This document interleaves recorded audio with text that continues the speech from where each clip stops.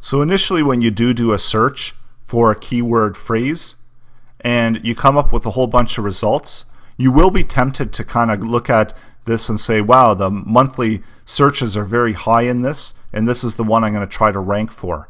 And that's a mistake, because you should go down and you should look at different ones that might have a lower monthly search rate but have lower competition.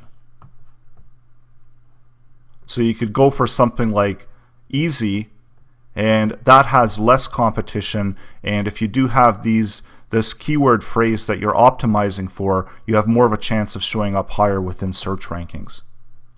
And in fact, actually gaining even more traffic. Even though that the search volume is less, you'd be able to gain more traffic from just the amount of targeting of those keywords. So the whole idea is, when you're looking for keywords, to think about what's actually going to get you that traffic. So when you go for the primary ones, you might not necessarily get the traffic because you're not going to show up on the search rankings, or not easily going to show up on search rankings, and you won't be able to get that traffic anyway. So the amount of searches that are being done for that term actually become irrelevant. But when there's lower competition for that term, getting a piece of the 10,000 or so searches for a lower term as opposed to the 100,000 for a higher competition term is going to be a lot easier to rank, and you're actually going to find you're getting a lot more traffic out of it. So another thing to remember as well is to make sure that your YouTube video is in line with the content that you're trying to rank for.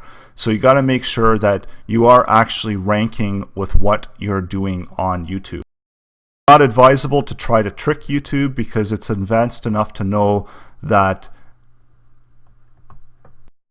your video content isn't just about the words that you're placing in here.